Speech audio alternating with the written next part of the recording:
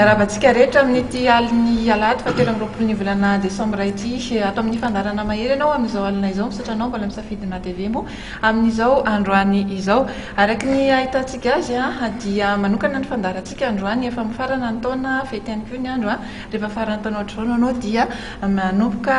ny hijery todika ny taontsika ny lafin'ny fanatanjahantena moa zany mazava ho azy no resantsika androany. Miaraban'ombola miarabany koa tsika rehetra izay tonga eto amin'ny fandarana amin'izao alina izao araky namarany namanambola tiana teo dia tony mazatra isaky ny volana desambra toy izao dia misy hatrany ny fanasana ireo mpikirakira ny fanatanjahantena mpitantana mpilalao zay atao hoe manadiady ny taona zay nidiaviny iny zany eo amin'izay lafi ny fanatanjahantena izay ibahana amin'izay fandarantsika amin'ity ariva ity ka maromaro ireo vahinina saina tamin'izany. Anomboantsika azy ary Andriamatoa sy teny Randriana Soloniaiko izy moa zany dia filohan'ny komity olimpika malagasy sady filohan'ny taranja fédération malagasy ny taranja judo ireo anankiroa no hiarahany amintsika eto androany faly miarabanao. Ya, miarabanareo menada sady manolotra fiarabana ho an'ny mpanaraka ny fandarantsika ka amin'ny anaran'ny fédération rehetra sy mpity fanatanjahantena rehetra eto Madagasikara ary amin'ny anaranay misolo tena izy rehetra no anolorana fiarabana ny mpanaraka tsy tapaka amin'izy fandarana. Manaraka azy eo vavitokana amintsika amin'ny vahintsy androany tsisy izany fa izy Zara Zafi Matratra mpilalao ny taranja tenisy efa fantatritsika ny zava-bitany tsy tamin'ity taona ity fa hatramin'ny taona vitsivitsy ihany zay ho resahany amintsika eto izay mikasika an'izay zava-bitany izay sy ny ho avy ny eritreretin'ny tanterana ihany koa an'ity taranja ity. Eo akaikiny eo Andriamatoa Bertin Randriamiaingo izy ihany koa eo amin'ny tontolon'ny familiana fiarakodia kosa indray familiana fiarakodia nalaza anisan'ny nalaza ihany koa tamin'ity taona ity ho resahany amintsika eo ihany koa zay ary izy azo lazaina hoe olom-baovao ihany anga raha ny zava-bita ny firateo amin'izay tontolo izay. Atsy amin'ny ilany efa fahitantsika matetika ihany koa Andriamatoa Rahoelina Tiana zay filohan'ny fédération malagasy ny taranja triathlon zao kosa nefa vao hiresaka an'izay hoe triathlon zay izy na raha ny taranja lomano tena netiny tamintsika foana hatramin'izay. Isan'ny nasaina ihany koa ny filohan'ny fédération malagasy ny taranja baolina lavalava Andriamatoa Marcel Rakotomarala zay maro ny zavatra niseho tao anatin'ity tontolo ny taranja baolina lavalava ity tamin'ity taona ity anisan'ny noresahany eo zay androany. Manaraka azy eo Andriamatoa Benja Urbain Ndetsena zay filoha-hevitry ny congrès ny tetezamita zay nampiavaka ity fandarana androany ity satria dia nanasana ireo patao hoe mpanao lalàna na misy dirany lafin'ny politika satria dia somary anjoromala ihany ny fanatanjahantena manoloana ny politika ka dia zay ny antony nanasana azy eto ary ny vahintsika farany dia Andriamatoa Herra Somaromaka zay mandray roa ihany koa resahany foingamba ny resaka ralia androany fa ny tena ibahana dia mpitantana baolina kitra azy zany zay inisan'ny hoe taranja voalohany ny baolina kitra maneran-tany dia manahoana zay baolina kitra zay eto Madagasikara anisan'ny resahany zay amin'ity ariva ity. Ya, hanomboka isika hatramin'ny filohan'ny komba angamba no resantsika voalohany inona ny hoe azo amtinana izay taona 2024 zay Andriamatoa filoha raha ho an'ny fanatanjahantena tamin'ny ankapobeny ho an'ny Madagasikara. Ya, taona 2012 moa taona olimpika araky ny fantatrika tamin'ny 27 juillet hatramin'ny volana wahiny no nanatotosana rehefa olimpika natao tany Londres. Tao anatin'izay koa nisy lalao ngeza maromaro zay nantsehany Madagasikara raha tsy hiteny fotsiny tahaka manio Jeux des Îles sy lalao afrikanina zay andraisan'ny Madagasikara anjara. Zavatra azoko lazaina dia ny fandraisantsika anjara tamin'ny lalao farany ngeza indrindra teto ambony tany lalao olimpika ankizy anankiroa qualifié tao anatin'izany ary anankidimy nahazo wildcard fahitako azy fefafandresena ho an'ny Madagasikara le izy satria araka ny fantatrika betsaka ny mpanjay anjara nahatratra amin'ny roanjato ny pays nandray anjara tamin'ny lalao olimpika teo. Raha atao jery todika ny sport eto Madagasikara Ny zavatra fantatro nisy ny fahombiazana na teo amin'ny atleta na tamin'ny fahazahoana fotodrafitrasa zay nisy teto Madagasikara ho an'ny sport manokana na tamin'ny fandraisana anjara satria betsaka ny championnat du monde, championnat d'Afrique, Jeux africains, Jeux des îles nandraisantsika anjara ary misy koa fanampiana avy amin'ny comité olympique nandraisaka fanampiana ho an'ny athlète tahaka andry zara reto nahazo fanampiana tamin'ny école zay misy azy. Misy koa ny ankizy nahazo bourse, ankizy maromaro zay nanao Jeux olympiques teo nahazo bourse nandritra n'iny lalao olympique iny. Misy ankizy 5 teo natofan'ny comité olympique akoatsy ny retin'ny fanjakana nanao Jeux olympiques nanao Jeux des îles. Ankizy miaraka amin'ny entraîneur 50 angamba tamin'ny tantara voalohany comité olympique nitondra olona 50 nanao Jeux africains. Bo tantarantsika moa mikasika ny Jeux olympiques efa fitony zay anjara dia teo koa misy entraîneur miaraka amin'ny membre ny comité olympique miaraka amin'ny fédération zareo team leader zay antsointsika azy eo amin'ny 7 teo nandeha tany Londres. Azoko fitina amin'ny teny anankiray fahombiazana tanteraka ho an'ny sport malagasy zany iny 2012 iny ary fantatro angambany ny sport ny événement anankiray nampiaran'ny sainto any Madagasikara nandritra ny baolina lavalava ary tsy nahita événement ngezaka ohatran'iny hatramin'ny olona trotra hatramin'ny filoam-pirenena niarany oraka niarany sainto hatramin'ny seconde farany. Amiko fahombiazana tanteraka misaotra anao mitondra an'izay fanazavana tonga dia ivadika avy hatrany tsika ato amin'ny Andriamatoa Marcel Rakotomalala zay anisan'ny efa nilazainy président tany com teo ianao angamba ny tonga dia laza azy hoe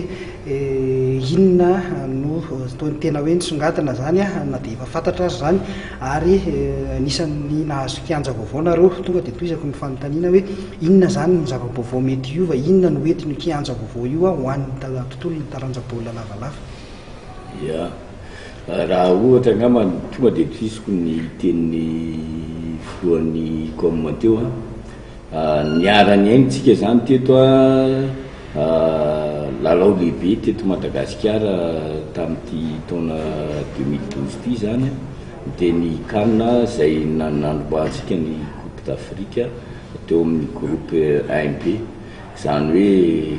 hatramin'ny farany mihitsy zany hatrany amin'ny seconde farany dia nitaitaina sady tena nianana mihitsy sika gasy tena niaina atao anatin'izany hoe sahala ny eo zany ambiance sportif zany rehefa tena miady ny lalao rehefa tsara ny lalao eny ambony kianja dia vokatra zany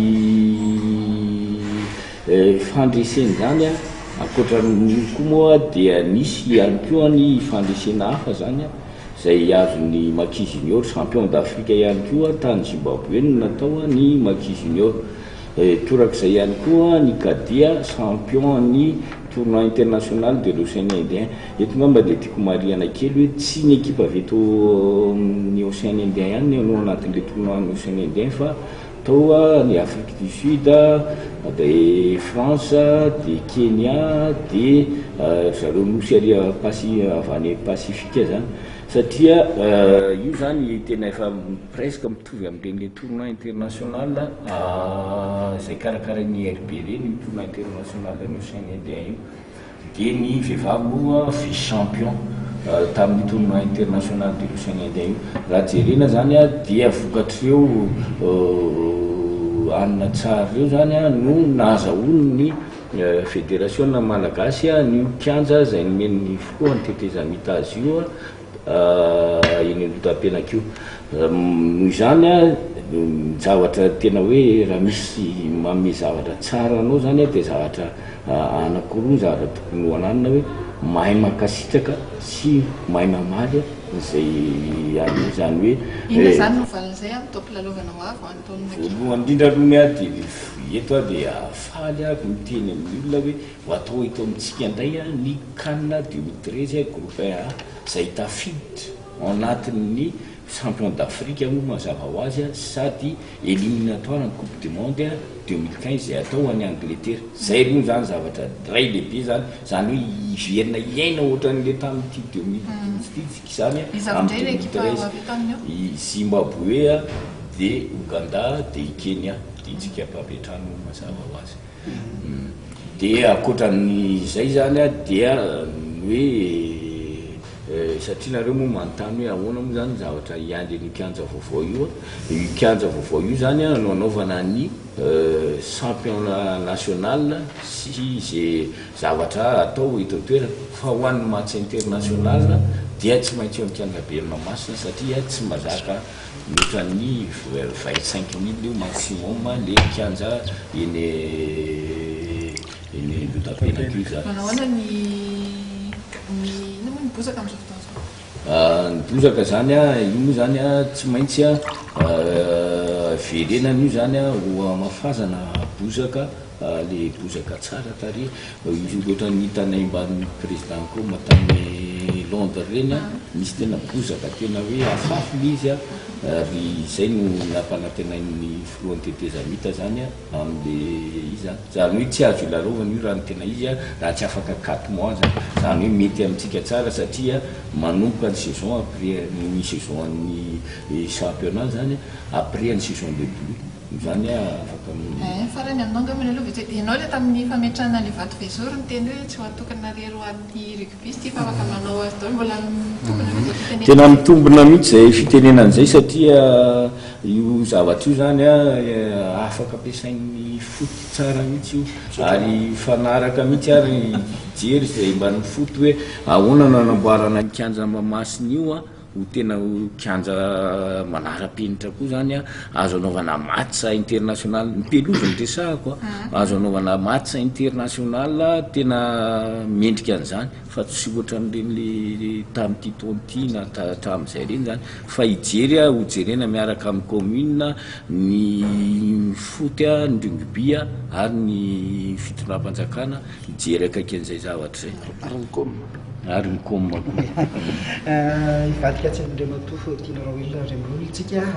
filohan'ny fédération taranja triathlon somary voangaikainga ihany izy ity nefa ny efa maro ny malagasy no lalao azy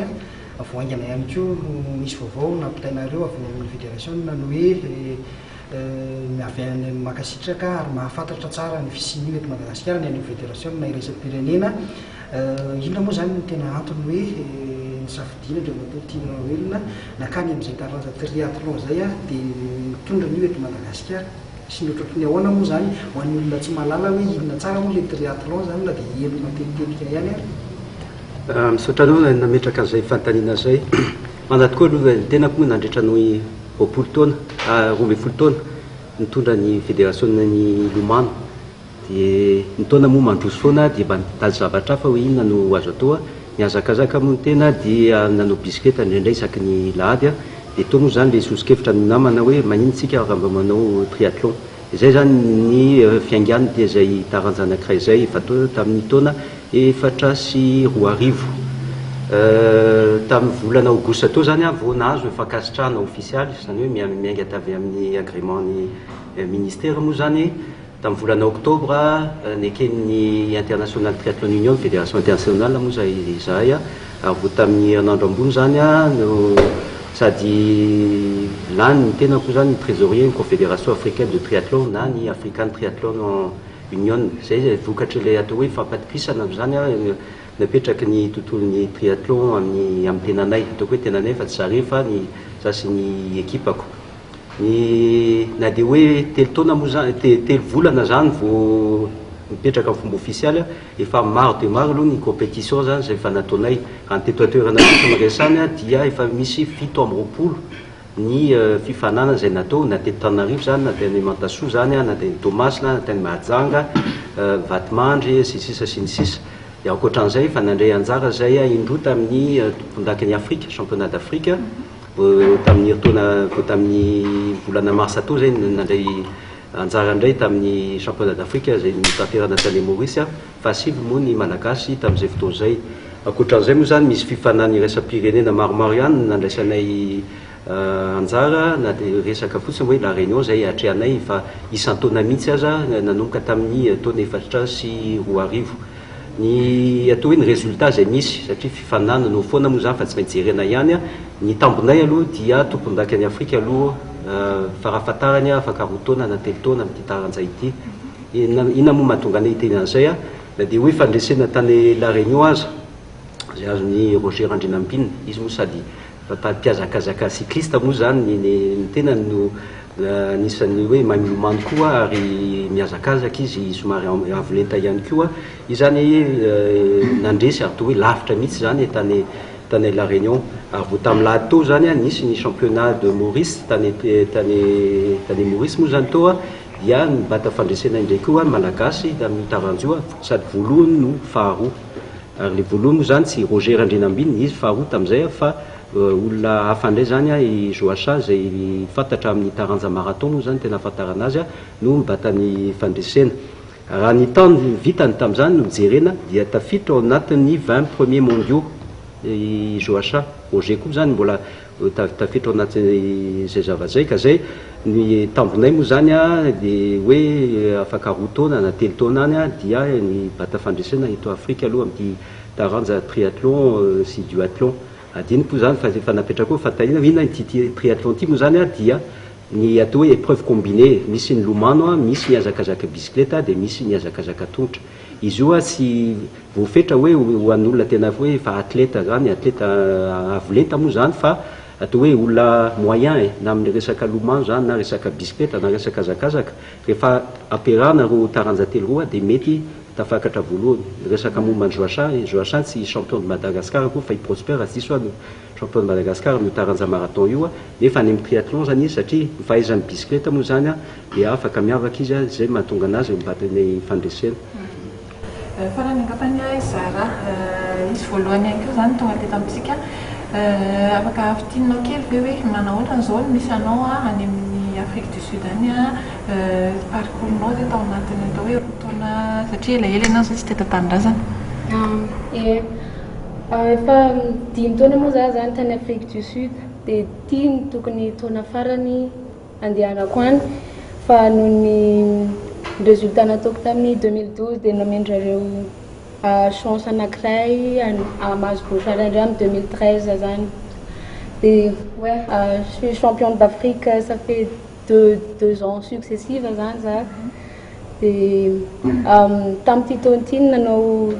circuit WTA, zay circuit professionnel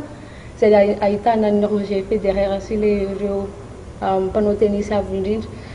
Contre tamin'ny 85e mondial tany Nigeria za demi-finale dia resy 3e set moa zany fa niveau zany mitovy ihany niveau fa zany hoe izy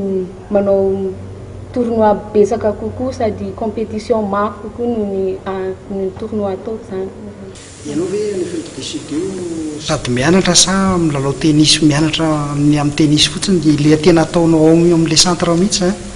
sady mianatra ka vao vita vao afaka baka teo moa zany za dia zaho manao tennis fotsiny mijery choix mety hoe any États-Unis any fianarana sy tennis. Raha hoe baka any États-Unis zay ianao dia misy any amina centre kosa efa mandeha rery ohatrany hoe ny mpilalao professionnel reny amin'izay zao mahazo bourse ihany moa zany États-Unis fa hoe za rehetra isa zany ihany dia misy bourse 4 ans any États-Unis mandra-pahazoko ny diplôme zany. Avekeo sisa ianao dia tsy mainty mikasitra sahirana fa any Afrique du Sud tsy misy gasy mihitsy dia anglais foana dia sahirana miteny gasy. Ya hiditra amin'ny lohahevitrytsika anisan'ny lohahevitra napetraka moa anatin'ity fandarantsika ity dia ny hoe ny fanatanjahantena mihoatra amin'ireo nanoloana ny fananana resam-pirenena anisan'ny manana solotena atletytsika eto Zara moa efa teo efa atao amin'ny Andriamatoa Bertin Randremiaingo izay nisan'ny mandray anjara eo amin'izany faninanana izany. Rally ny resahana, raha ny rally dia midika ihany koa hoe vola ve zay sa tena fanatanjahantena, satria inona ny tena hoentin'le rally fitiavana ve le izy sa hoe inona ny tombony azonareo zany mametraka inona ho an'ny Madagasikara ihany koa le lafin'ny rally zay? Raha hoe ho anao manokana zao, satria fantatra fa ela ihany ianao no nanao ny rally angambany tsy diso nefa ny hoe tamin'ity taon'ity zany vao tena hoe nisongadina taty amin'ireo larana voalohany ianao, fa taloha moa zany nisy foana ny hoe Rjoud, Ry Mathieu, Risa zay foana. Tamin'ity taon'ity betsaka ireo pilote vaovao niakatra, ireo tanora ihany koa tsy nisy hoe tany nisy fotoana hoe leo lany vola ohatr'izay hoe fa dia nikiry foana nareo, dia tamin'ity moa zany anisan'ny vokatra tsara ny anareo. Misy betsaka amin'ireo fanontaniana dia makasitrakatsika rehetra manotriny eto moa zany. Tena manamora sehatry ny rally moa zany no resahana dia ataoko hoe aroso kely ngambany aloha amin'ny ankapobeny atao hoe sport. Endrika ray isehoana toy ny ambassadeur zany ny sport eran-tany ka manome endrika anankiray hoe aiza ho aiza io firenena ray io raha ohatra ka hoe matanjaka le sport amin'ny toerana azona faritra anankiray izay ankefan'izany. Fofo moa zany mivoresaka teo ny rugby koa zay raha miresaka hoe rally ohatra ny tenanay dia araka ny voalazanao teo hoe raha resaka Rjoud, Mathieu dia raha miara-mahitsika fa rehetra Afrika zany dia sahan'ny Madagasikara rehefa mba anisany atahoran'ny zareo afrikana Madagasikara. Marina metimety ny fiteny hoe misy infrastructure ve aty amintsika mipetsaka ve ny logistique ohatr'izay zavatra rehetra iarahana malala fa tsy maintsy miankina ara-bola. Dia mialatsika fa mety tonga dia rehetra sokarak'izay teny hoe ny rally dia marina tokoa hoe mialako ny teny ataoko teny mantsy be le teny manao hoe aoka mba tsy ho araka-baky teny izy hoe lanao mpanankarena ny rally. Ho an'ny sasany mieritreritra an'izay fa ho an'ny sasany koa dia manara rehetra hoe io rally io andanina vola fa mitady vokatra koa mbadik'izay ho anay mpifaninana zany. Ho an'ny mpanoana dia mitady koa izy hoe retombé médiatique mialatsiny amin'ilay teny mifangaro zany fa zavatra misy zany dia misy échange zany ka ninino ho lazaintsika na sport ino ataontsika dia mila vola avokoa. Ny zavatra tsy azo difana zany aloha amin'izao fotoana izao dia hoe taratsy iray nanehoana ny hoe afrikana dia hoe Mathieu, Rjoud, misy Freddy Yacine izay efa resy lahatra ny afrikana ankehitriny fa Madagasikara teo anatin'ny pays anankiray izay tsy azo tsinotsiniavana intsony eo amin'ny sehatry ny fifaninanana fiarakodia. Raha ilatsika parc automobile tsika anisany manana parc automobile tsara indrindra zany anisany afa-tsy miteny tsara indrindratsika eto Afrika. Ny automobile farany raitra indrindra zany eran-tany dia ananantsika zany eo amin'ny sehatry mety voiture normale zany amin'ny homologation groupe. Raha iresaka indray tsika hoe mpifaninana hoe mpitondra fiarakodia zany dia misy ireo lehibe be na tsy teny joga intsony tsika amin'izao fotoana izao. Misy Mathieu, misy Olivier, misy Bouma, misy maro samihafa tsy anarabelaretra eritresany efa miteny izay moa fa anatin'ny taonany hoe anao retirety ngambany tsy maninona fa araka ny teninao teo hoe efa ela no lalao izy dia naninona tamin'ity faraparan'ity voatra nisy le vokatra tena marina tamin'izy dia ohatrany fitiavana izy dia milalao fa fotona moyen moa tsy nahazahoana an'izany tamin'ny fotoan'andro dia ankehitriny kosa nanomboka tamin'ny 2010 dia nanana tanjona hoe nisy chance zany ny ataoko hoe Team Bertin zay ka manatonenina sy fehezina le izy hoe ny fanerasera tamina vazaha anankiray izay passionnaire izy koa sady préparateur no mpifaninana dia izy no nanoana anay tamin'ny voalohany sy deuxième concept io zany izay solony Jean-Luc L'Enfantine. Dia izy tonga dia tia Madagasikara dia nahita fa hoe ay Madagasikara ohatran'izao misehatry ny rally dia tonga izy dia nanoana dia izay natonga anay nifidy an'ilay Mitsubishi Evo10 zany izay mitoana manokana tamin'izany. Teo tantoerana niezaka izay nitady sponsor izay nanoana anay dia nandeha tsikelikely izy. Amin'izao fotoana izao zany zay 2010 ny tenako efa vice champion de Madagasikara. Amin'izao fotoana izao koa 2012 mbola vice champion de Madagasikara fa tsy tena ny tsara le vokatra fa voalohany intelo tamin'ity dia faharoa indray mandeha abandon indroa izay tsy nampahazoako ny titre zany hoe champion de Madagasikara. Raha azo ina le bilan dia azo lazainy mahafa-po mahafinaritra fa ny zavatra tsy azo tsinotsiniavana dia hoe niza eo dia mbola lazaina hoe ny fitantanana eo amin'ny sehatry ny ataoko hoe sport zany dia miankatsany ampitatana io zany hoe ny fédération zany izay tsy azo tsinotsiniavana satria raha tsy misy fédération sy ny club dia tsy misy zany atao hoe fifaninanana toy izay taolo ngamba ireo mpifaninana rehetra io fédération sport automobile Madagasikara zany amin'izao fotoan'izao dia nanandratra avo ny sehatry Andalia teto amin'ny sehatry ny afrikana fofobe dabe zany hoe raha lasa teny fotsiny hoe Madagasikara pays francophone apiny eran'izao tontolo zao amin'ny sehatry Andalia aty Afrika zany dia rahafinaritra aloha zany hoe sana zany fa napiny io tsy ho an'ny mpifanina fotsiny ho an'ny officiel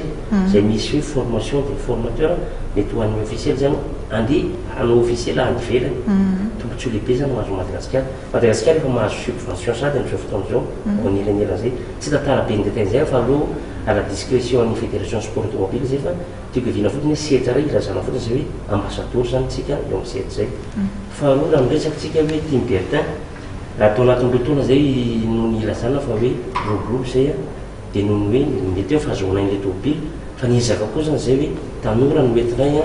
ny tena aloha raha miresaka aminareo dia misahana rehefa ao amin'ny rally fotoana rally dia rally fa rehefa tsy ao amin'ny rally dia ny fototsy ny rugby zay zany hoe dia mariako manokana rehefa tsy mambola kely mihitsy ny tatana zany depuis 1980 zany hoe misa akoatra ny rally zany tatana fanatanjahantena sa manao fanatanjahantena hafa ianao topoka mampisongotra ny tanora eny amin'ny faritra atsimondrano zany zay misy anay ao anatin'izay tana UFC zay efa nampiko tanteraka USBFBaikany zany le zany lazainy sport mihitsy io rehefa ao anatin'le fitiavana ianao dia mahafinaritra fa nenay moa zany sehatry ny rally araka ny teny teo hoe io ngamba ny amarana anany fahatanoranay dia efa manome an'le relève zany zay misy hoe Olivier Boum zany ro Mateo amin'izao fotoan'izao ary zay tena tsy afeniko fa Team Bertin hoe anarana le Bertin fa be da be ny olona misahana sy manantona anay satria ny tena hoe mampiroborobo mampandroso ny faritra misy anay amin'ny sehatry ny sport débité zany no azoko tsara raha misy manolotra na ilatsika dia mety manohana arakarak'izay fa tsy manina fa razena fotiny zay amin'izao fotoan'izao ka zay le izy fa tena marina pirana zany nahafa-po amin'izao fotoan'izao amin'ny sport automobile mbola iverinany ihany antsika rehefa avy eo fa araka le namaraty hoe niavaka ny fandarantsika satria nanasana olona manakaja olona any amina sehatry ny politika ny tena hafantarana azy nefa ny miaina ao anatin'ny fanatanjahantena ihany koa anao Andriamatoa Benja Urbain Ndretizena raha atao anatin'izay teteza mihitsy zay fotsiny ny resahana misy adevitra ve miresaka momba ny fanatanjahantena ve ny ao Tsimbazaza zao sa inona ny tena resahana inona mba tolo-kevitra avy aminareo mpanao lalàna zany amin'izay lafi ny fanatanjahantena zay mba ahafahan'ny mpitantana na ny atleta zany hoe mahazo antoka fa hoe misy afaranana azo ianteherana fanatanjahantena misy vita zany ho an'taona manaraka indray voalohany teny milohany hoe mpanao politika dia isan'ny mpanao fanatanjahantena ary bakafy mpanoana marina fa eo anivon'ny parlemanta tetezamita no mandany ny lalàna rehetra zay hitondrantsika ny tany sy ny firenena ka io zany dia miankina amin'ny ministera tsirairay satria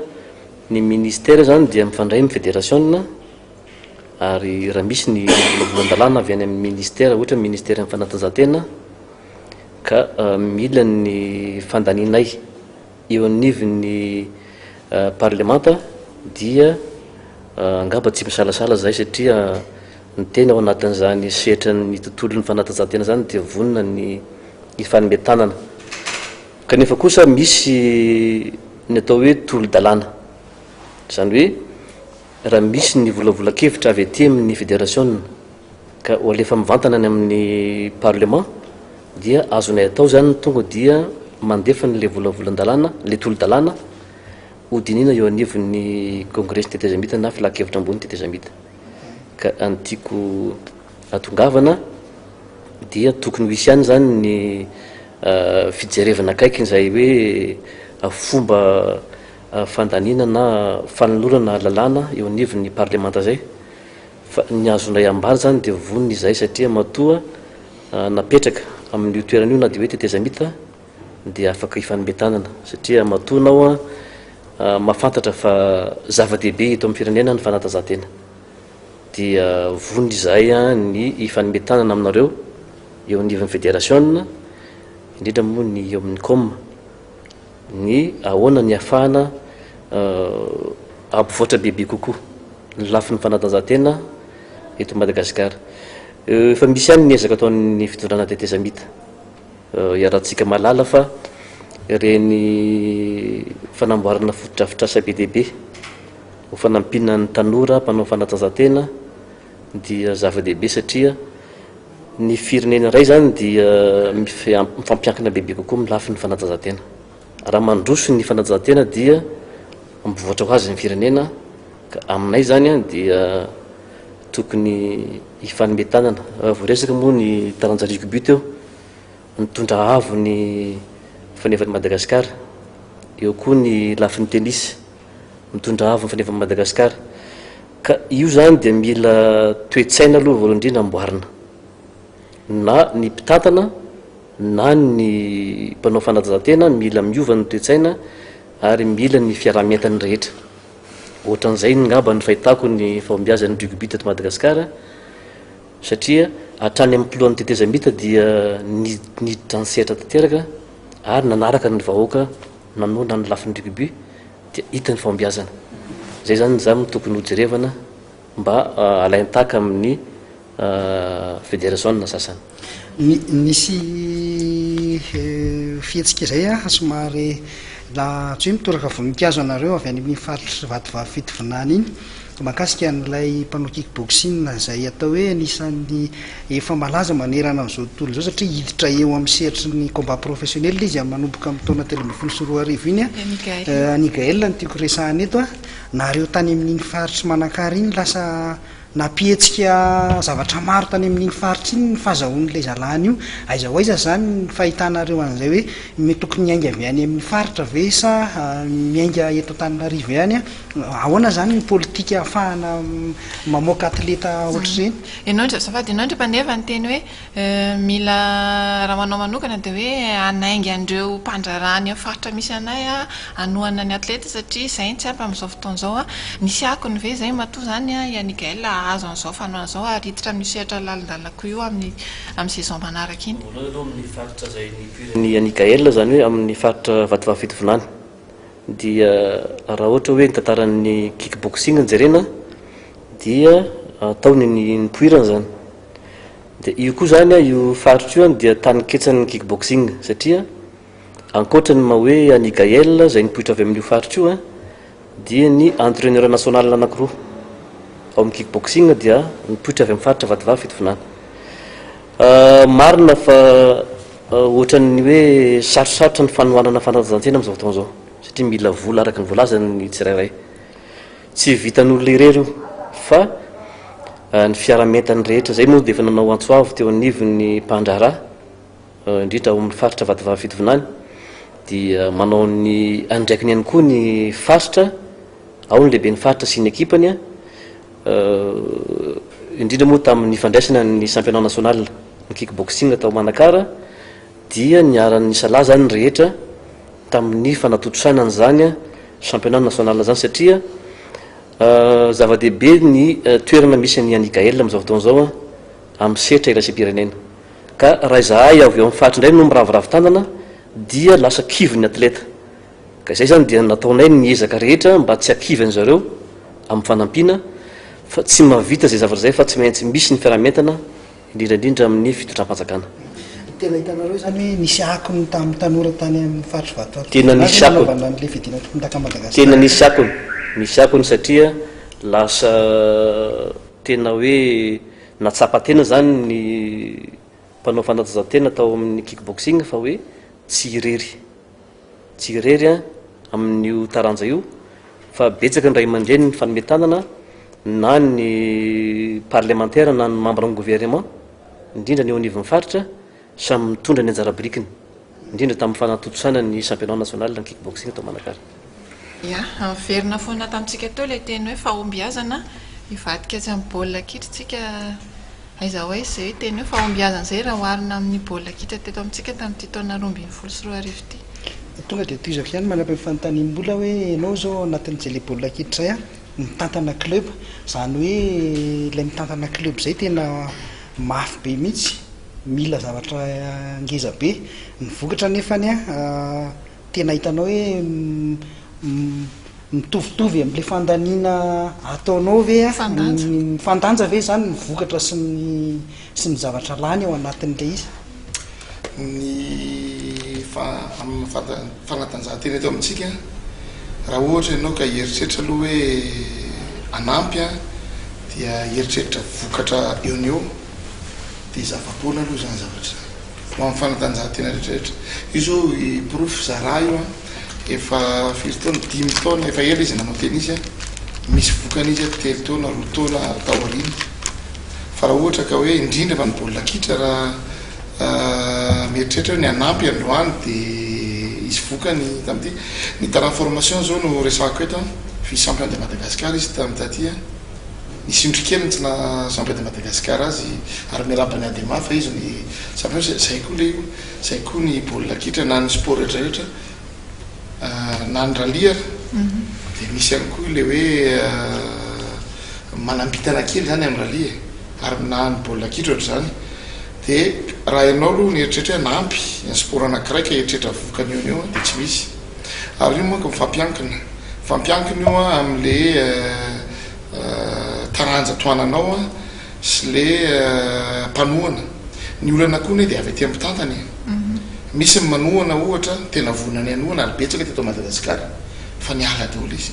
naninona noho n'le fitantanana satria raha manampy le ohatra hoe mpandrarana anankiray manampy ny sport ohatra tsy tonga any amin'le atleta tokony anampiana azy le fanampiana ka any ka raha vao mahita an'iny le mpanampy dia tonga dia leo an'le sport be ny ny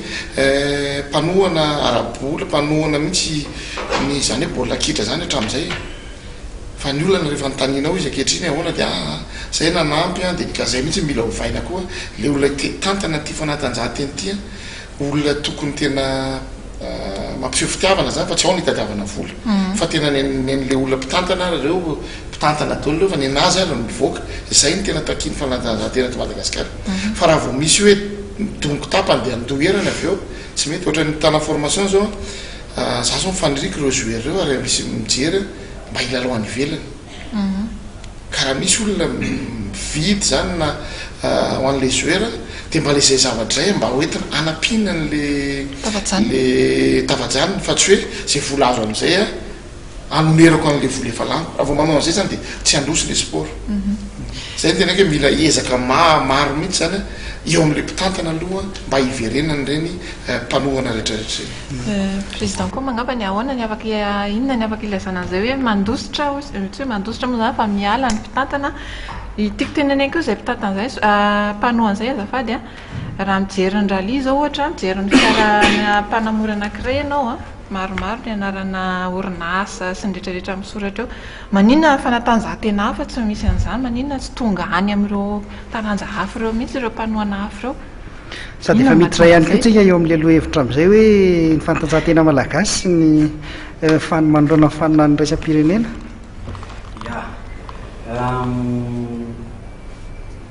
aleo tokoko valiko aloha ny fahitako azy raha resaka sponsorina jerena eto Madagasikara io resaka fahaizan'olona za mahalala fédération maromaro sy club maromaro izay misy mpanohana orinasa manohana azy ny akabeazany mpanohana dia fahaizan'olona izy ary mampalahelo fédération sasany zay tsy mahitahita misy koa fédération tena misy vokatra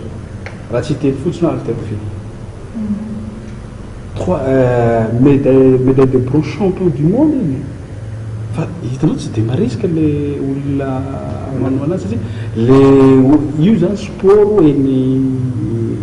robra eny ambanimbany taneteny misy azy dia tsy taitra loatra le mpanohana ao anatin'izay fa tsy tokony hipetsaka amin'izay sika tokony hitady politika mazava tsara ahoana no amporosihana le mpanohana raha tsy teny fotsisika io firenena kely Maurice io ny andro zareo dia natao mazava tsara ary hoentina any amin'ny ministera le izy sy miaraka amin'ny comité olympique dia zaraina ho amin'ny fédération rehetra ary atosika le orinasa andeha anohana dikan'izay misy fanampiny fanjakana amin'ny taxe ary zay zavatra zay tsisy eto Madagasikara efa misy amin'ny firenena maro maneran-tany raha tsy teny fotsiny ao États-Unis Frantsa hoe rehefa misy fanohanana ataon'le olona de mba misy koa fanampiana ataon'ny fanjakana ao anatin'izay zavatra zay ary azagaga isika raha manjoso sportn'olona raha tsy teny fotsiny ao firenena aty Afrika fa efa betsaka mihitsy nanova le lalàna tsara natongavany solotenan'ny vice-présidentny CTE eto hitenenana an'izany zavatra zany satria raha tsy ifefa nyteneniko raha hitady vokatra isika tonga de andeana aminao valeko le fantany raha hitady vokatra isika tsy maintsy manova fomba fiasa manova mijery politika vaovao raha Jamaïque tsy de mandroso tahaka manahoana le Jamaïque fa manino izy voalohany misy politika ao azo ianara nosy tahaka atsika koa izy io azo ianarana ao anatin'izay zany ny ministère ny fampianarana sy ministèren'ny sport mahay miara-miasa any amin'ny tany ketra any sport scolaire ny natapavoakany reny any izy ty fefa mipetraka miaraka amin'ny fédération io sport scolaire fa edina fotsiny io eto Madagasikara izy ny tantana azy ministèren'ny sport ve sa ministèren'ny fampianarana tsy tonga miantsaika amin'ny vanta any amin'le ankizy le izy reo champion du monde rehetra reo aoka fantatsika fa nanao ny sportny izy fony izy mbola 10 taona ary reo champion d'Afrique rehetra eto Madagasikara de ananako dolo ny tantarany rehetra ty tantarany ankizy vavy ty olona mipetraka atao amin'ny tennis izy io zatra milalao teo raha manangona baolina teo de lasa izy de nanan'io niveaony Ridalis Natasha reny nanana fianakaviana reny nanampy azy tao anatin'izay zavatra ny sponsor koa nanampy azy zay nanao sport ka nisy mpanohana lasa dolo raha tsy hiteny fotsiny ao any amin'ny judo Rémy Norbert reny champion d'Afrique reo champion d'Afrique tsika rehetra reo misy fijerena azy manokana za eto misaotra ny mpitondra fanjakana amin'ny fanampiny atao rugby marina aloha fa nampiseho zareo hoe vokatra zay vao nisy le fanampiny fa raha mijery ianao isaky sabotsy lahady na andavanandro misy miazakazaka eny ambany tanàna eny tsy tongatonga ho azy io vokatra io rehefa le sport atao sanandro satria io sport io be dehibe zava-pitakina mitady puissance io mitady automatisme mitady vitesse io ambolena n'zany ao anatin'le olona tsy maintsy ataony sanandro le izy ary tsy misaraka am'izay amin'ny vola koa izy io sy fanaovana politika mazava tsara ka raha tiatsika ovaina ny sport eto Madagasikara voalohany indrindra tsy maintsy mitady engagement ny fanjakana fa zava-dehibe zava-misy ao amin'ny zareo namanato hoe efa misy mikarama eto Madagasikara eka le mba hitatra le namana any amin'ny fédération sa satria zavatra fantatra aloha tsy ny rugby rery any no champion d'Afrique zay zavatra zay tokony azava ary eto manararoatra mandefa afatra amin'ny namana mba hijery reo champion d'Afrique rehetra reo satria tsy rugby rery any champion d'Afrique tokony azava zay zavatra zay samby zanaka malagasy reo samby nanandatra avy ny sainam-pirenena malagasy tokony raha misy karama omenany rugby tokony ahazo karama koa ny champion d'Afrique rehetra tsy adintsika zay zavatra zay satria samby zaza malagasy reo indrindrandrindra ny champion du monde ambony champion d'Afrique zay zavatra zay tokony hipetraka ary mazava tsara ary mino aho fa manomboka amin'ny volana janoary de miara-ndray karama miaraka amin'ny namanao amin'ny rugby ny rehetra zay champion d'Afrique sy champion du monde rehetra zay aloha zavatra anankiray satria lasa mitongilana le fitatana ny sport manko tsy isina resaka inona tokony hitovy daholo zavatra eo zay zavatra anankiray hoe tokony misy engagement ny fanjakana faharoa tokony hovaina le lalàna za io tafita io zao fefa betsaka ne ny olona mamin'io zavatra io fa mbola le budget tsy hainy ahoana ny fomba fampiasana azy tokony azava tsara fomba fampiasana le vola amin'ny tafita za mbola miteny raha misy fiaraha-miasa matotra eo amin'ny comité olympique tafita e ministère miaraka amin'ny fanjakana hitako hoe afaka mamoaka bebe kokoa mety bo 10% mety bo 10% hitatsika reny mbola tsy de ao loatra za mitena mahaprésident mahafilohany comité olympique za mahita hoe mbola tsy misy ny ezaka za kosa aloha mahasamy teny hoe tamin'ny fitondram-panjakana nisy satria ny tenako ny athlète champion d'Afrique aho troisième tamin'ny compétition africaine nataoko nahazo médaille d'argent tamin'ny Afrique amin'ny sisina aty entraîneur national président fédération taty arina président comité olympique hitako le tata mbola tsy misy fitondram-panjakana nanampy sport afa-tsy ty tetezamita ty mahagaga le tetezamita koa nanampy fa ilaina le firindrany le asa zay fotsiny angamba zavatra hita io zao a miarahaba ny fédération namana ao amin'ny rugby zay en fanampina nomena zareo ary ezaka koa ny avy aty amin'ny comité olympique anampy ny rugby fefa mampanantena ao fa amin'ny taona ho avy ny volley no andray sport équipe fa rehefa vita le volley tonga de omena le rugby le izy vola somary misimisy anampina anareo avy amin'ny comité anampina ny namana fa zao le izy le mila ovaina le lalàna mila atosika koa le orinasa reo fa tsy vitany hoe anampy fotsiny comme ça le izy de tsisy zavatra velona ny aminy za manana orinasa anaky 5 am'izao tetezamita zao fasahirana crise eto Madagasikara zay iaina atsika zao tsy mora le manampy mifotena tia tena le izy de manampy foa fa tsy mora le izy fa tokony ovaina le lalàna hoe hoan'ny tsy haiko hanovana azy na atao modely Maurice io hoe atambatra daholo izy rehetra hoe ty fanampina omena avy amin'ny orinasa mitotona any amin'ny président comme hoe le hoe milovana ny lalàna satria zay moa zay zany ny asan'ny parlement tetezamity hoe zay zany de mandany lalàna zay na avy any aminareo na avy any amin'ny gouvernement inona moa zany mahasakana ny comité olympique na ny fédération tsy andefan'le proposition any amin'ny ministère na tonga de mivantana any amin'ny araky ny fefanlazaiko teo iny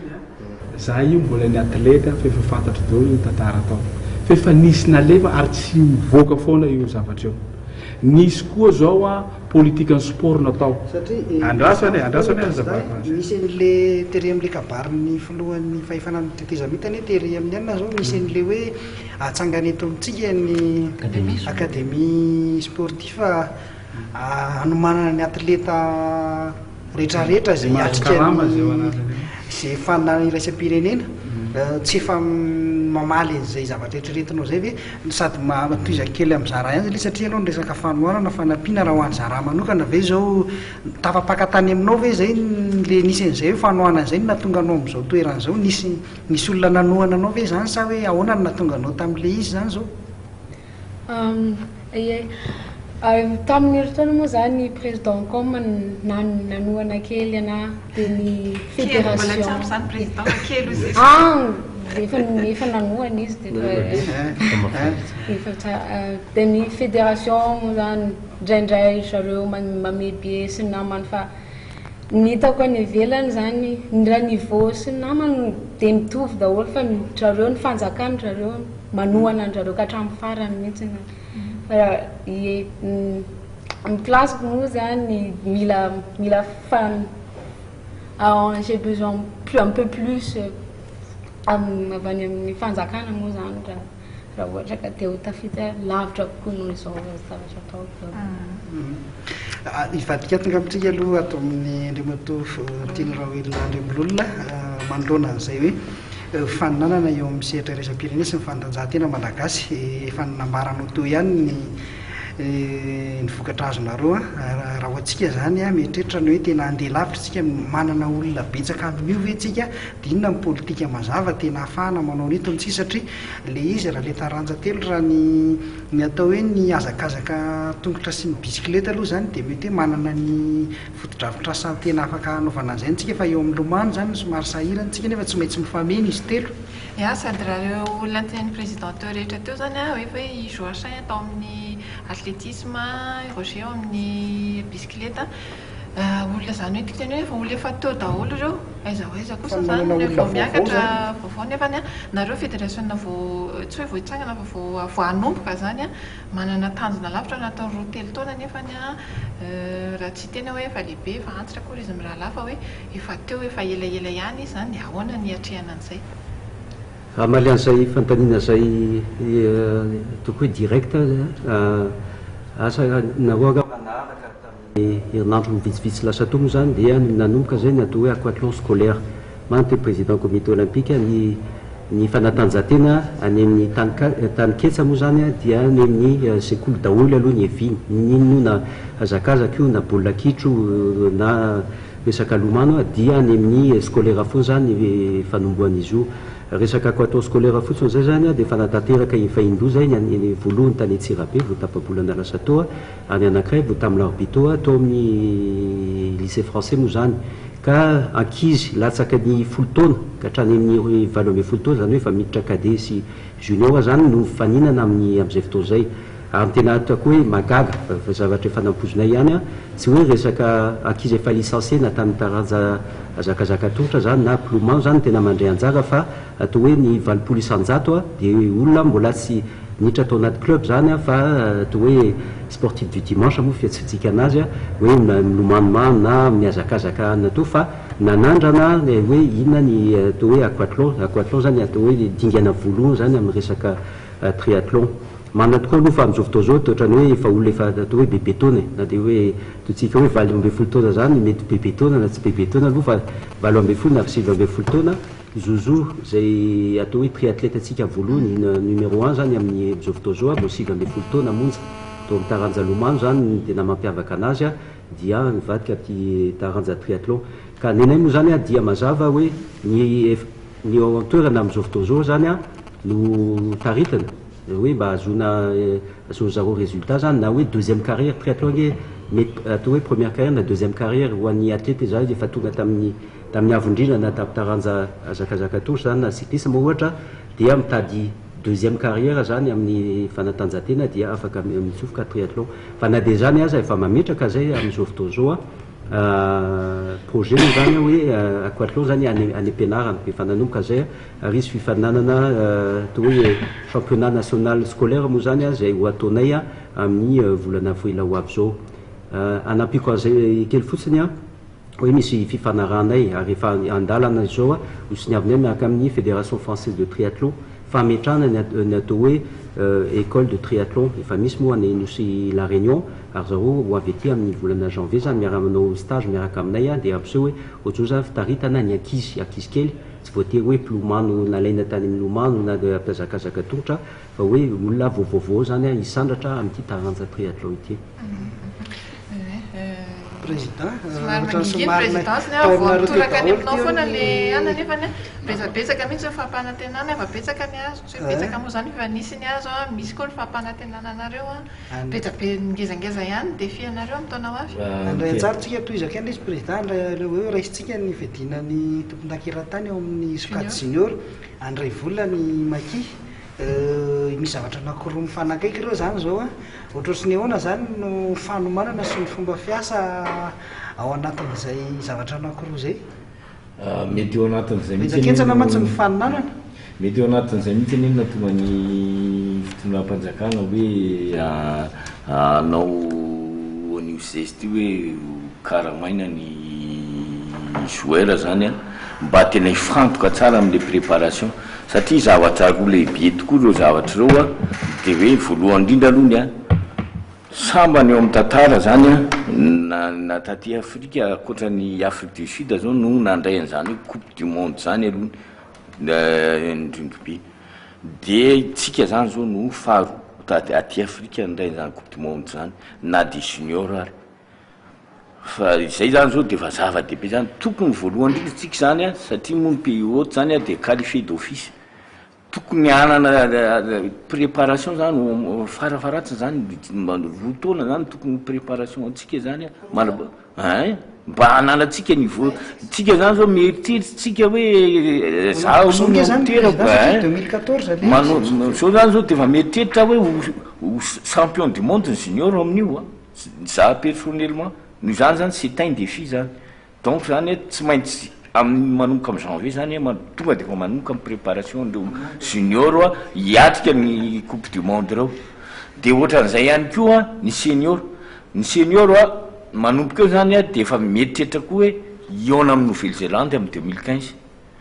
amin'ny coupe du monde en Londres zany hoe misy tanjona lehibe eo zany no tratrarina zany ka raha ohatra ka tsy zao de manomana ary zay nisa mampiavaka ny rugby amin'ny sport rehetrarehetra hoe efa taona melohan'izay coupe du monde na telo taona melohan'izay coupe du monde zany de efa fantatra hoe iza no adversaire anao amin'io coupe du monde amin'ny an'io de zay zany no anisany hoe tena mila zavatra tena bien ficelé bien préparé mba ahafahana mba miatrika andreo tanjona aloha lehibe reo zany de ny coupe du monde any Londres 2015 ho an'ny senior de ny coupe du monde zay zava-dehibe eto amitsika amin'ny 2014 andreo matoerina somaro maka zay ny vokatra ho an'ny baolina lavalava zany aiza hoe isitsika mibaolina kitra eo am'izay sehatra afrikana zay indrindrindrindra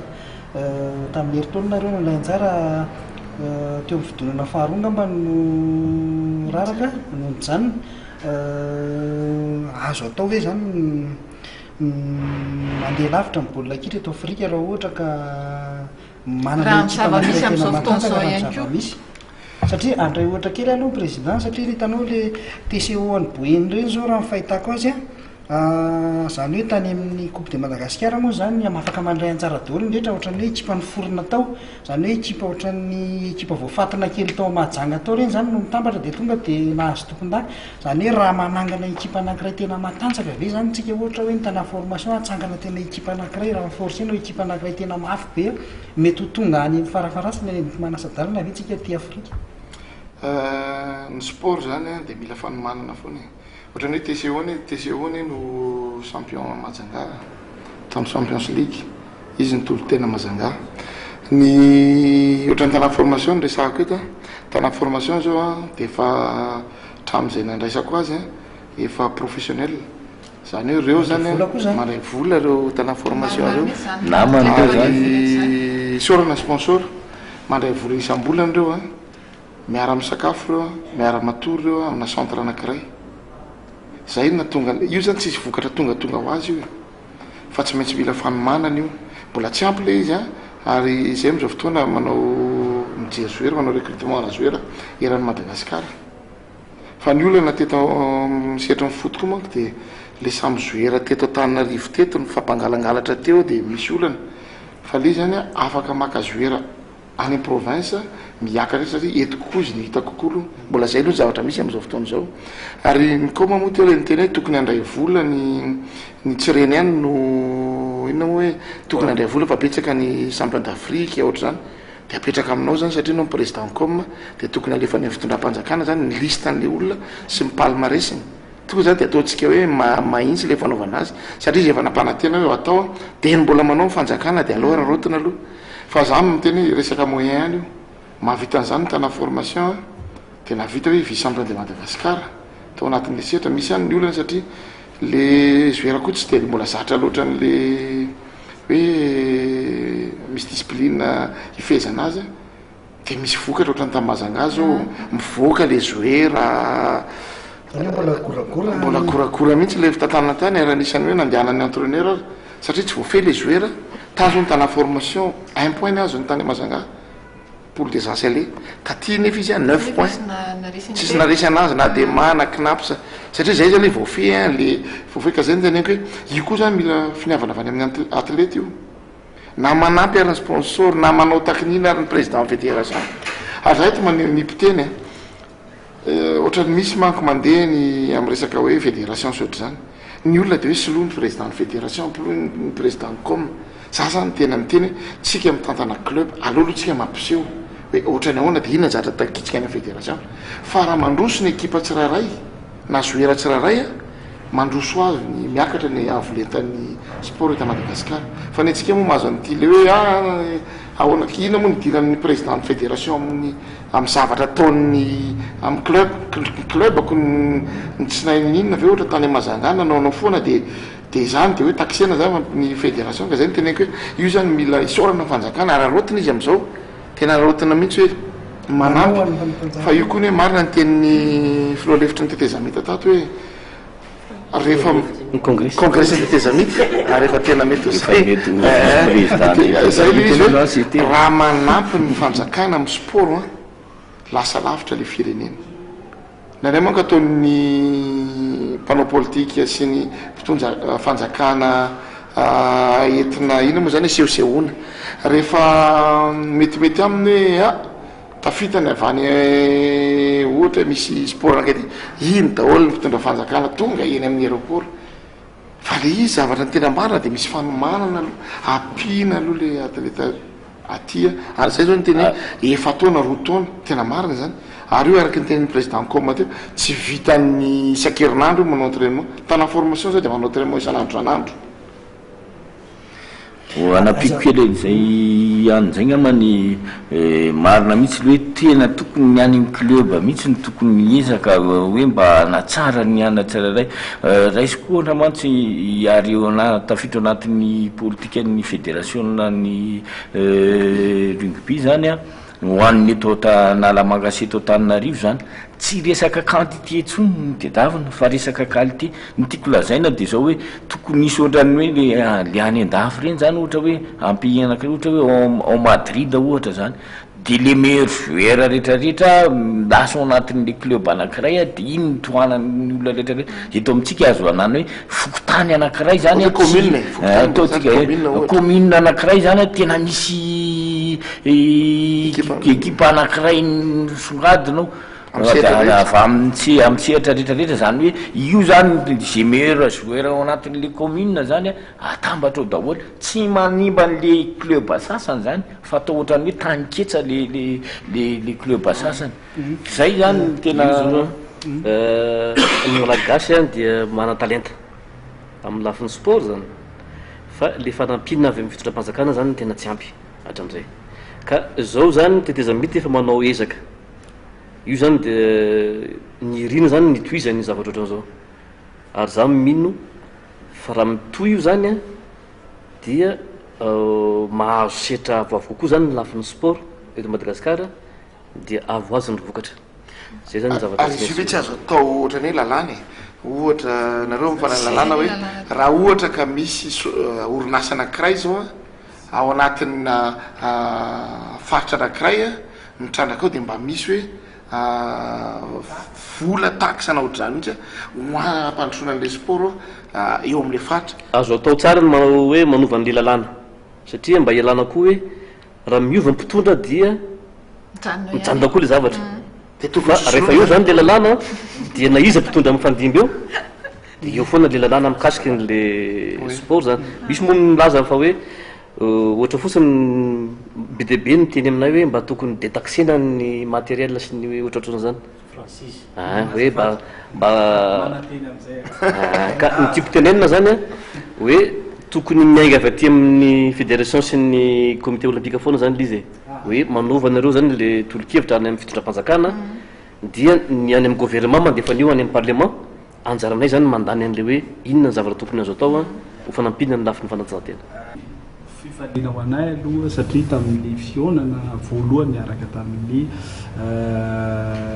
filohan'ny tetezamija André Rajoelina tadiditsika tsara dia izy hoe ny matériel rehetra zany dia miditra mamay-pony fa izy iny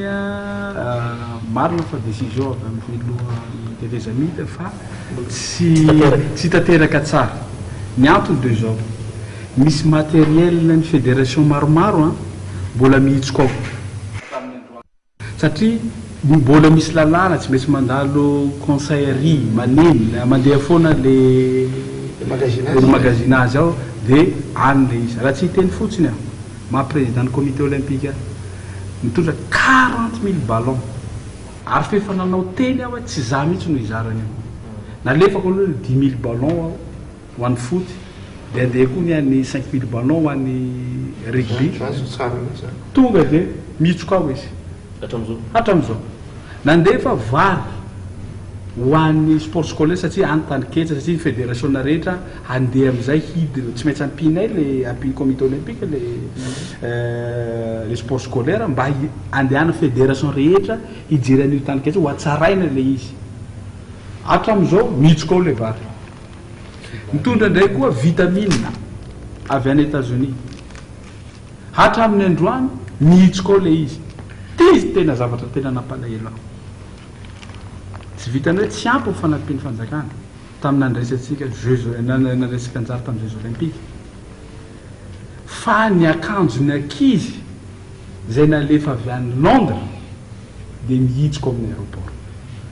ko aloha mbola misy koa zany tamin'ireny kamin'ireny zay zavatra zay zany tokony suivi tsara reny décision reny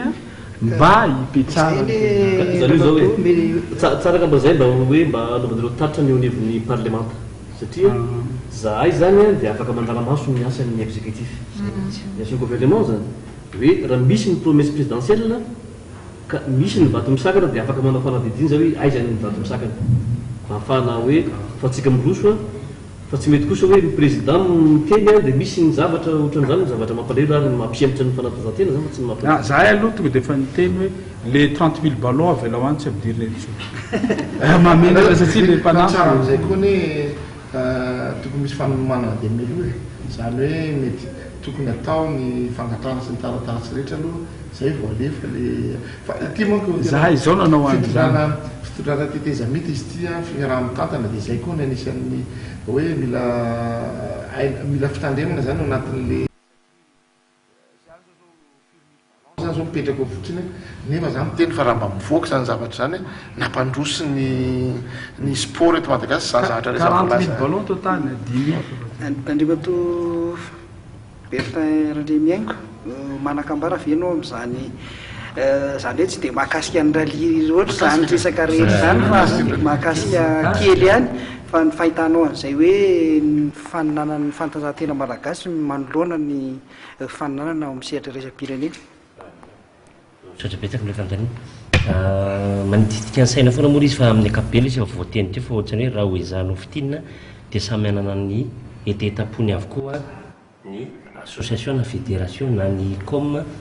izay ilaza fa manohana ny atao hoe fanatanjahantena araka ny teniko teny am-piandohana hoe ny fanatanjahantena no anisan'ny ambassadoro amina firenena anankiray lalan'ny firenena ray hafa ny firenena anankiray izay misy an'iny sehatra iny ny tena marina dia zao hoe le lalàna tokony atao ary efa nangatahana foana moa zany efa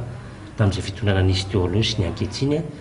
fa araka ny teneniko hoe les mesures d'accompagnement zany no tokony ho apetsaka fa ny tena marina raha iresaka tsika fa ny tena moa sady opérateur any dia afaka miteny an'izany hoe tokony zany no jerena ho an'ny mpanohana sy ho an'le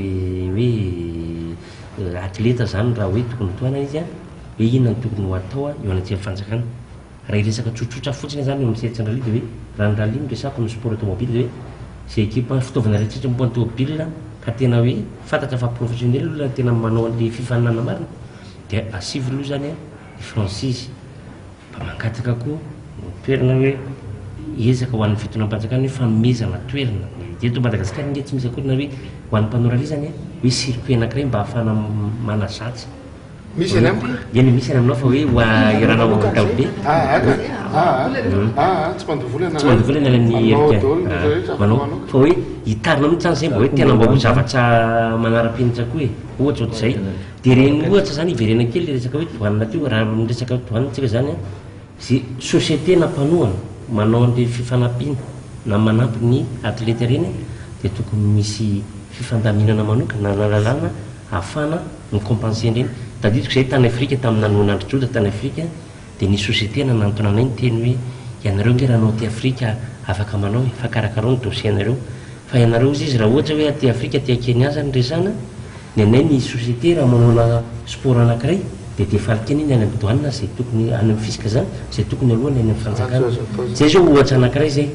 zay zany firenena rehetra zany saika manao zay fa mame ohatra moa zany nitsika tsy tena mbola misahana an'izay fa zay le teneniko hoe raha zay no atao tsika moa ialako ndray hoe laladroziny fa hoe asivy mesure d'accompagnement le izy dia azo atao zay zany fangatahana ho an'ny mpitondra amin'izao fotoan'izao tsika moa fa nahita zany hoe name modely zao ny filohan'ny tetezamita zany andreriny arajoelna dia tsika atleta koa nao de rehefa mampiseho modely ianao amin'ny seritreretrereta zay ataonao dia mandeha foana ny zavatra zay ataonao io na sport ninina zany dia ohatr'izay no jiny amin'ny tena amin'ny resaka tanora hoe aleo hoe posevo le tanora na amin'ny fitantanana na amin'ny resaka fanatanterana an'le zany hoe mampiatra an'le izy le sport zany dia mba dia mahazo daholo ny sport rehetrarehetra zay zany ohatrany hoe teny lehibe dia mampiseho modely moa zany ny filohan'ny tetezamita dia tokony arahantsika rehetra zany zay saratsay tiako manam-pinakenan'izay le resaka le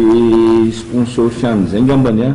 izy io araky ny voalaza teo hoe fanao any amin'ireo firenena maro eto amin'izao tontolo zao zany io misy le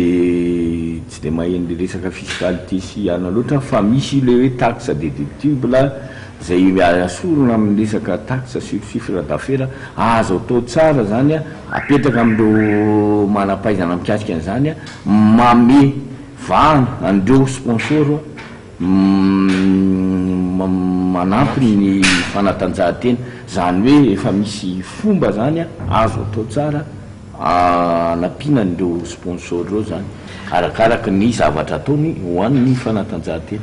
manaroatra kely mitara formation zany zao satria de efa nisy teo fa hiverina zany ny fandraisana ny folo taona telo amby folo taona ary ny 10 enina folo taona ampanao formation ndray dia aveo iny zany lasa senior aveo manomboka amin'ny satria zay le takile kasay koa le taki tsy maintsy manana zay dia isy sokatra le izy fanotaniko faraparany efa mamaraparany amin'le resaka rehetra teo a tamin'ny fampiarabana tratry ny taona tamin'ny heri-taona teny avoloha dia raha tsy diso a nisy ny resaka natao a hoe izy tetikasa iarahana manokana amin'ny filohan'ny tetezamita zay nisy fédération vitsivitsy maromaro ta voafantina atao anatin'izay a aiza hoe izy ny zavatra iny amin'izao fotoana zao zany tamin'ny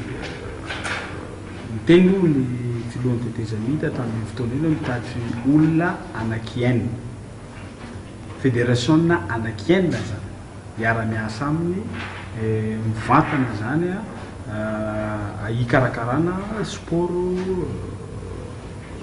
monde du sport eto Madagascar nanao assemblée générale ny comité olympique dia nofidina tao anatin'izay le olona anakenina dia naterina tany amin'ny zareo le anarana fa hatramin'izao aloha mbola tsisy toyny le izy araky ny fahalalako azy zay aloha ny zavatra voalohany zavatra faharoa mbola ny relancé ny président ndray koa ny fanamboarana ny centre io ary eto mbola miteny tamin'ny taoriany mitenena président mboatra nio ANS vaovao io a le fefa niona tamin'ny fédération internationale maromaro ny tenanay fa raha vo mamboatra an'io président dia fefa misy fitaovana omeny fédération internationale maromaro vona tsy mividy équipement ao anatiny izy fa fédération maromaro fefa vonina ametraka an'ireo équipement reo inona koa ny tombotsoa anankiray raha vita eo tombotsoa anankiray dia zao a centre aty en Afrique maromaro atao aty Madagascar satria ny antony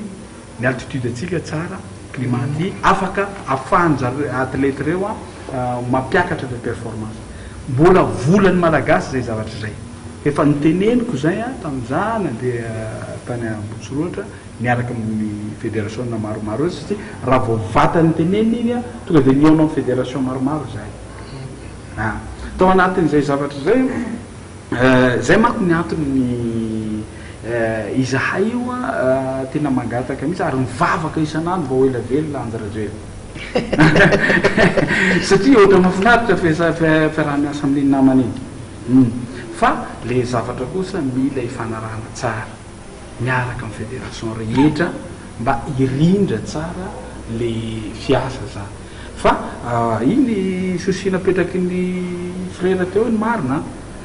sao de atao resaka propagande kosa le dia tsy mety zay zavatra zay fa atao vaharitra tsara le izy satria lasa fa tsy manam-potoana zay mivavaka ho an'ny fianakavianay fa mivavaka ho an'ny namana foana ho ela velona izy ao anatin'ny raha fa rehefa lalàna na minina raha dia mipetraka tokony mipetraka le zavatra ary mino aho le fifantenen'ny zokobe tapo le izy a io ane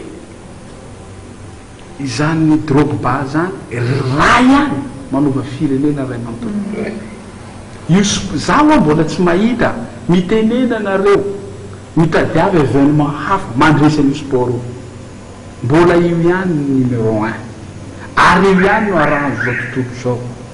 ary io ihany ananovany firenena maro investissement be raha tsy teny fotsiny ava ny budget judo ao France judo fotsiny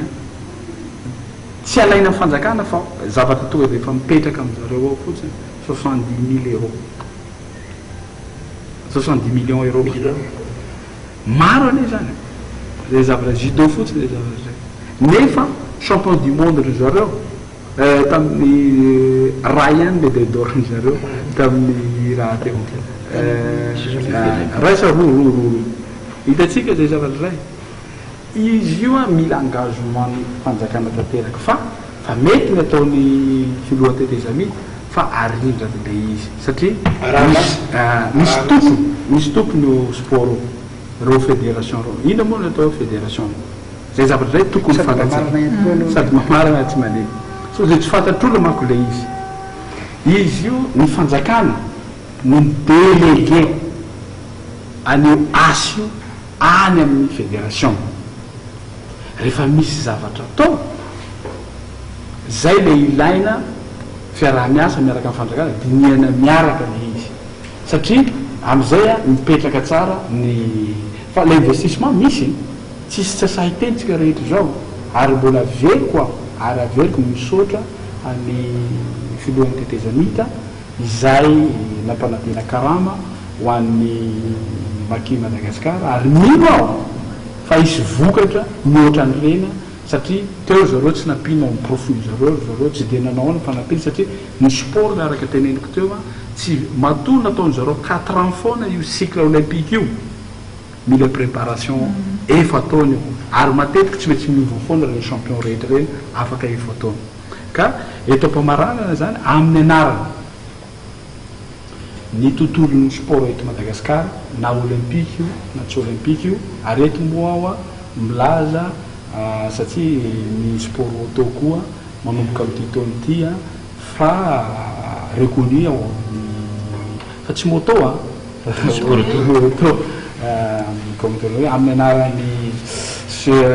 petit fanatanjahantena rehetra ny fédération rehetra eto Madagasikara de manolotra fisaorana ho an'ny mpitondra fanjakana tamin'ny fanampiana zay nomeny ary mivavaka izahay a mba hitohy le fanampiana ary hipetraka maharitra eto koa manararaotra miarahaba sahady ny petit fanatanjahantena rehetra taditio fa firenena tanora Madagasikara ary mihoatra 50% latsaky ny 20 taona firenena tanora tanteraka zany Madagasikara ary ty fanatanjahantena raha zavatra hitako a dia miantsasa manila ny Madagasikara ty sport mafirenena tanora azy ty fanatanjahantena ty kilalao ao anatin'izay zavatra zay nefany a ny fanampiana tonga any amin'ny sport zara raha 0.5% amin'ny fidiran'ny vola rehetra avy amin'ny ivelany na avy amin'ny zavatra misy eto amin'ny firenena ka mirara izahay ny hitombony io fanampiana io satria mety ny antsasa manila ny Madagasikara ty sport ary eto miarahaba sahady antsika pity fanatanjahantena rehetra ho tratra ny Christmas sambatra tao vaovao sambatra ary iara hifaly engany mba tsisy faranandro amin'ny roapolo sambatra mba hifankahita etindray isika tonga de misisy makaneka amitsika teny farany eo am'sara Thank you so much to everyone that is here, the Community Olympic, Eri and the rest of the guys, and yeah, Merry Christmas to everyone and Happy New Year. mazava ihany angamba izay nytenin'izay hoe misaotra ny rehetrarehetra président comité olympique rehetrarehetra mirary krismasy sambatra sy tambavao ho an'ny rehetrarehetra famotinana azy angambany arahantsika sady teny farany teny farany ay voalohany indrindra moa zany dia misaotra ny ropikarikara misaotra ny say tonga manoloana eto nameo ny hevitsay zay hevitra ray hoe mety raisana izy amin'ny akapeny mety efany amin'ny fitronam-panjakana zay ngamba raha hoe fitina amin'ny akapeny izy teo dia misaotra ihany koa amin'ny atleta rehetra izay misy tsy manaraka taranja zany aloha fa ny hoe aoka mba samiezaka ny tsiraray raha tia azo vokatra eo amin'ny setra fanatanjahantena zafatapatapatalery kely dia mirary krismasy sambatra sy tombo voasambatra ho an'ny malagasy ray manontolo moa zany sy izay rehetra mahatsapa fa hoe tombo tia ny andro fety farany taona ihany koa zay natonga an'ilay bilan zany bilan sportif any androany dia ho atsika rehetra zay alohan'ny anaovana ny tefarany angamba verina vetivety resaka hoe dédouanement sy taxe an'le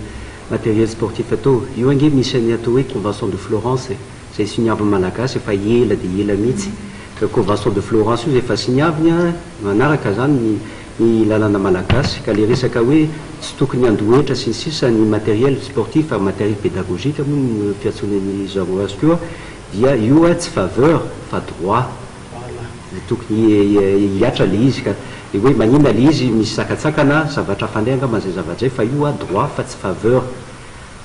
zay ny ela fa mirary soa koa zany ho atsika fijery zany ho atsika ty fanatanjahantena mirary krismasy sambatra sy tombovo sambatra moa zany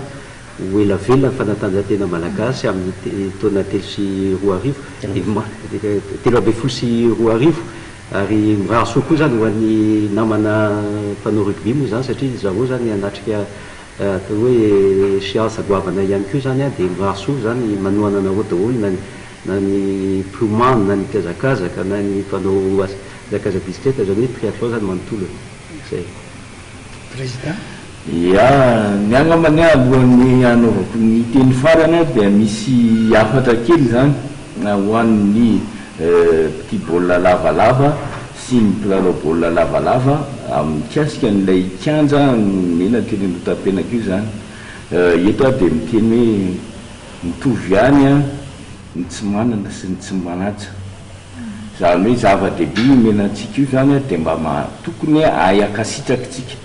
ny voalohan'ny fakasitrahana dia mifanajana sy fikojakojana ny kianja io zany ary fahaizana mahay makasitraka zany mahay mamaly zay zavatra nomena nareo fédération manokana misy moa zany hitatana an'izy io tokoa ny fédération zany no hitatana an'izy io zany hoe mbola eo an-dalana fanamboarana ny taratasy rehetrarehetra zany mikasika an'izay ny eo anivon'ny ana tokona ndraiky eo amin'ny juridique eo anivon'ny présidence zany fa ny fédération no mitatana an'izy io dia teny farany moa zany dia mirary atsika ty fanatanjahantena rehetrarehetra zany indrindrandrindra moa ny eo amin'ny toy baolina lavalava amin'izao farany taona zao zany mirary fety sambatra ho atsika rehetrarehetra satria fanovozana hery ihany koa mantsy ny fety amin'ny fitoizan'ny fahazahoanany taona vaovao zay somary enjakenjana ihany ho atsika ao anatin'ny tontolony baolina lavalava taona 2013 io ka dia misy manantena fa dia anao fety sambatra tsika mianakavy ary mirary an'izany ho atsika rehetra aloha ngamba ny atony ataontsika farany andro mato ero somaroaka mandalo moa ny 21 décembre tsy nisy mifarandro dia mirary soa mirary krismasy sambatra sy tabaovao sambatra ho an'ny vahoaka rehetrarehetra tsy akanavaka eny any mba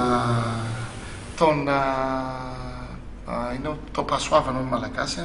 ny taona 3 ambin'ny folo sy 4 arivo ary zay teo dia ina moa hoe ny manamana moa dia tantaraina ny zava-manjo kaefa tantaraina reto ataoko hoe solotena ny mpanao sport malagasy ny zava-manjoa ny sport zany ka dia pitany amin'ny mpitondra fanjakana zany le namana mpitondra fanjakana hoe rehefa misy namana mitaraina dia jereo mamahorina fa ny sport dia ampiroborobo firenena anankiray atao fanjakana indrindra satria nareo ny fanjakana raha miresaka rehetra teo dia netefany amin'ny fanjakana voalohany zany misaotra anareo menada nanasanay reto a tamin'ity faraparan'ny taona indrindra moa resaka fanatanjahantena nresana teto dia mirary koa raha irary ho anareo rehetra amin'ny fédération ho anareo amin'ny comité olympique mba iroborobo ny fanatanjahantena malagasy mba hiakatra amin'ny avy indrindra ohatra ny rehetra zay efa mitondra avo ny firenena dia mirary koa zahay a fety sambatra krismasy sy taom-baovao ho an'ny vahoaka malagasy tsy akanavaka amin'ny parlementaire zany no hitondrana an'izay teny zay a dia manome toky fa ifanometanana aminareo amin'ny fomba hikatsahana ny anatsarana bebe kokoa ny lafin'ny fanatanjahantena raha eo amin'ny lafin'ny lalàna no resana mandavataona fa tsy mandritry propagande mandavataona ia voaray agnaman'izay be da be fampahanatena teo a be da be nitolotra teo be be ny sosikevitra teo a everina fa voaray any amin'ny rehetrarehetra zay tokony atefan'izay a isaorana be da be nareo a nanaiky tonga teto aminay tamin'ity alin'ity andro fety zao tonga teto nareo ny sahirana isaorana ihany koa ianareo rehetrarehetra zay any atokantrano any nanaraka ny fandarana tamin'ity alina ity mbola isy ny fandarantsika amin'ny heritaona indray fa ny amin'ity taona ity lo dia izay no azona tolotra everina fa nahafapo anareo ny natolotra mianadasy ireo namana rehetra zay mpikarakara ity fandarana ity mirary fety sambatra tsiroanareo tsirairay avy any koa amin'izao alina izao dia manantena ny mbola ifankahita aminareo amin'ny taona avindray veloha